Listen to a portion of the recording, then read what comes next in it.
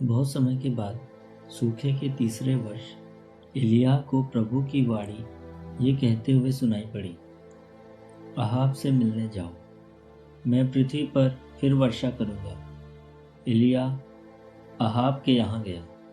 समारिया में भयंकर अकाल था, इसलिए अहाब ने अपने महल के प्रबंधक ओबदा को बुलाया। वो प्रभु का सच्चा भक्त था। जिस समय इजेबेल ने प्रभु के नबियों को मार डालना चाहा था, ओबदा ने 100 नबियों को ले जाकर उन्हें 50-50 की संख्या में 2 गुफाओं में छिपाया था और उनके खाने पीने का प्रबंध किया था। अहाब ने ओबदा को आज्ञा दी, देश भर में भ्रमण करते हुए समस्त घाटियों में सब जल स्रोतों का पता लगाओ। हो सकता है कि हमें घोड़ों और खच्चरों को जीवित रखने के लिए कुछ घास मिल जाए और हमें अपने पशुओं में किसी का वध नहीं करना पड़े। उन्होंने देश भर का भ्रमण करने के लिए उसे 2 भागों में बांट लिया। अहाब एक दिशा में चल दिया और ओबद्याह दूसरी दिशा में। ओबदा जब दौरा कर रहा था तो एकाएक उसकी भेंट एलिय्याह से हुई। ओबदा ने उसे पहचान लिया और दंडवत प्रणाम कर उससे पूछा, मेरे स्वामी, आप एलिय्याह ही तो हैं? उसने कहा, हाँ, मैं वही हूँ। तुम जाओ और अपने स्वामी से कहो कि एलिय्याह यही है। तब उसने पूछा, मैंने आपका क्या बिगाड़ा है जो आप अपने दास को अहाब के हाथ सौंप दे रहे हैं, जिससे वो मुझे मार डाले? प्रभु आपके ईश्वर की शपथ, ऐसी कोई जाति और राष्ट्र नहीं है जहाँ मेरे स्वामी ने आपकी खोज नहीं कराई हो। और जब जब आकर उससे कहा गया कि वो हमारे यहाँ नहीं है, तो उसे विश्वास नहीं हुआ और उसने उस राष्ट्र और जाति के लोगों से ये शपथ खिलवाई कि उन्होंने उसे नहीं देखा है। अब आप आदेश देते हैं कि जाओ और अपने स्वामी से कहो कि एलिय्याह यही है। मैं नहीं जानता कि मेरे जाने के बाद प्रभु का आत्मा आपको कहाँ ले जाएगा। यदि मैं जाकर अहाब से कहता कि आप यही हैं और वो आकर आपको नहीं पाता, तो वो मेरा वध करता। मैं आपका दास युवावस्था से ही प्रभु की उपासना करता रहा हूँ। क्या मेरे स्वामी को ये नहीं बताया गया है कि जब इजेबेल प्रभु के नबियों का वध करने जा रही थी तो मैंने क्या किया? उस समय मैंने 100 नबियों को ले जाकर उन्हें 50-50 की संख्या में 2 गुफाओं में छिपाया था और उनके खाने पीने का प्रबंध किया था। अब आप ये आदेश दे रहे हैं कि तुम जाओ और अपने स्वामी से कहो कि एलिय्याह यही है। वो तो मेरा वध करेगा।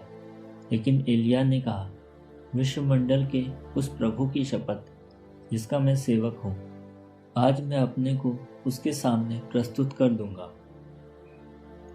ओबदा अहाब से मिलने गया और उसको इस बात की सूचना दी और अहाब एलिय्याह से मिलने आया।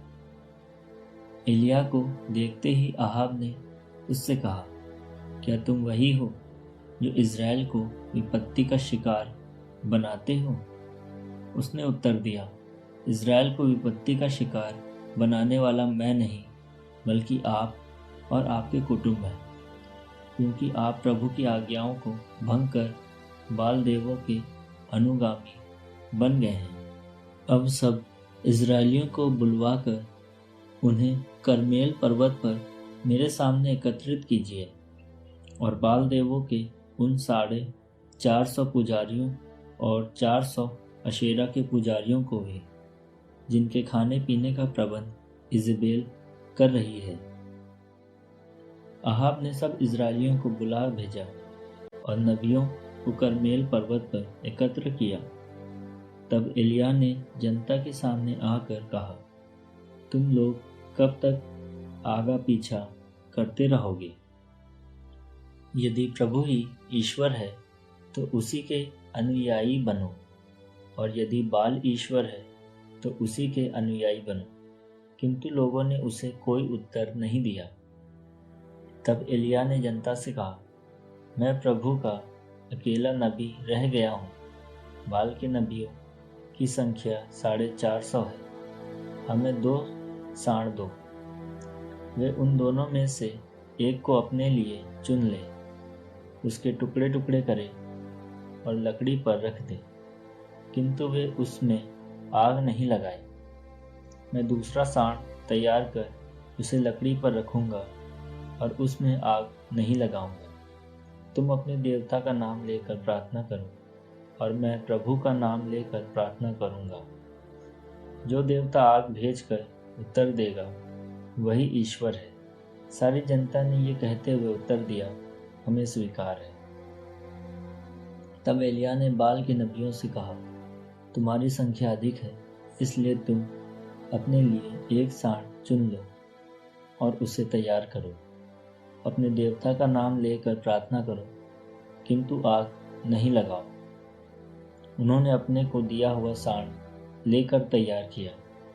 तब वे सुबह से दोपहर तक ये कहते हुए बाल से प्रार्थना करते रहे, बाल हमारी सुन।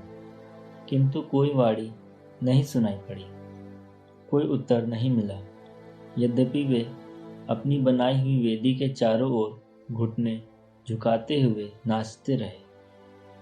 दोपहर के लगभग एलिय्याह ये कहते हुए उनका उपहास करने लगा, तुम लोग और जोर से पुकारो, वो तो देवता है ना। वो किसी सोच विचार में पड़ा हुआ होगा, या किसी काम में लगा हुआ होगा, या यात्रा पर होगा।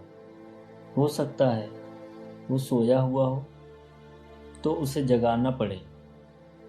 वे और जोर से पुकारने और अपने रिवाज के अनुसार अपने को तलवारों और भालों से काट मारने लगे, यहाँ तक कि वे रक्त से लथपथ हो गए। वे दोपहर के बाद भी संध्योपासना के समय तक ऐसा करते रहे, किंतु ना तो कोई वाणी सुनाई पड़ी और ना कोई उत्तर मिला। उनकी प्रार्थना पर ध्यान ही नहीं दिया गया। तब एलिय्याह ने जनता से कहा, मेरे पास आओ। सब लोग उसके पास आए और एलिय्याह ने प्रभु की वेदी फिर बनाई, जो गिरा दी गई थी। प्रभु ने याकूब से कहा था कि तुम्हारा नाम इज़राइल होगा। उसी याकूब के पुत्रों के वंशों की संख्या के अनुसार एलिय्याह ने 12 पत्थर लिए और उनसे प्रभु के लिए एक वेदी बनाई। उसने उसके चारों ओर एक नाला खोदा जिसमें अनाज के 2 पैमाने समा सकते थे। तब उसने लकड़ियां वेदी पर सजाई, साँड़ के टुकड़े टुकड़े कर दिए और उसे लकड़ी पर रखा। तब उसने कहा, 4 घड़े पानी से भरकर होम बलि और लकड़ी पर उड़ेल दो। इसके बाद उसने कहा, एक बार और यही करो। जब उन्होंने ऐसा किया तो उसने कहा, तीसरी बार यही करो। जब उन्होंने तीसरी बार ऐसा किया तो पानी वेदी पर से चारों ओर बहने लगा और नाला पानी से भर गया।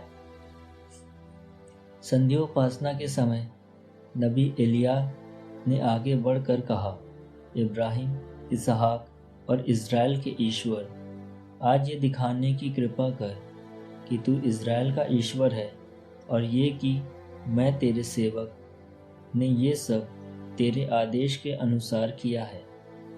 मेरी सुन प्रभु, मेरी सुन, जिससे ये प्रजा स्वीकार करे कि तू प्रभु सच्चा ईश्वर है। इस प्रकार तू इसका हृदय फिर अपनी ओर उन्मुख कर देगा। इस पर प्रभु की आग बरस पड़ी।